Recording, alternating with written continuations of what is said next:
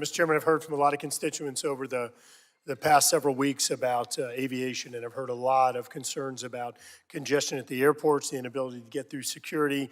I've heard a lot about higher energy prices and how those are influencing higher ticket costs, which puts aviation travel out of reach for many of the constituents that we represent. The impact of the labor shortage that is resulting in canceled routes or canceled flights, and the adverse impact that that's having on families, and of course things like new entrants into the aviation space like advanced air mobility or drones and how those might be able to help improve convenience.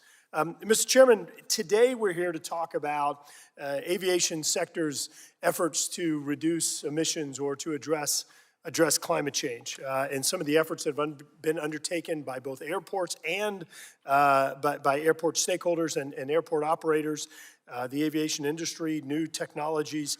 And it's interesting because not too long ago, the committee had a hearing on noise pollution. And in that discussion, we talked about how in recent years, we have seen extraordinary reductions or great strides in reducing noise pollution as a result of aircraft, as a result of new engine technology, and as a result of quieter aviation systems. In fact, we talked then about advanced air mobility and drones and how those are going to transform our skies both from an emissions perspective as well as continuing to move in a direction of lower noise or noise pollution. However, despite the fact that everyone was pretty excited about the rewrite of Part 23, the FAA inexplicably has come in and decided that instead of using that much celebrated rewrite as using it for the process by which we will be certifying advanced air mobility or drones, instead they've come in and totally reversed course, that they've opted instead to do everything in their power to get in their way, and instead to certify aircraft, these AAM vehicles, as special class aircraft. Baffling to me. There's no safety justification for the certification. It's just bureaucracy getting in the way of results. There are plenty of safety items with AAM that need to be worked through, things that we need to be addressing. Things like operations, pilot training, fire suppression, aircraft security, integration into airspace, and much more. But the FAA and industry now have to spend their time on paperwork exercises and trying to cut through bureaucracy as they push schedules or timelines to the right. I'd love to be talking about new technologies and how we're going to be able to use innovation and advanced technologies to reduce both pollution as well as noise. But unfortunately, I think we're going to be continuing to talk about the bureaucracy that the FAA has created and in this drone situation, and I think likely in many other situations moving forward.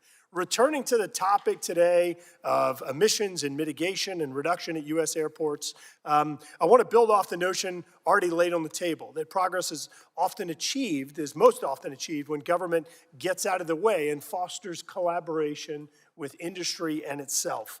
Aircraft engines are a great example of the collaboration.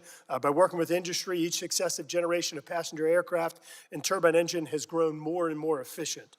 As more Americans affordably and safely take to the skies, total emissions in the aviation industry have remained relatively static. And we're going to hear today from airports like Pittsburgh Airport that's designed their own microgrid, the first one in the world, as a matter of fact, reducing emissions, improving resiliency, and taking advantage of local resources.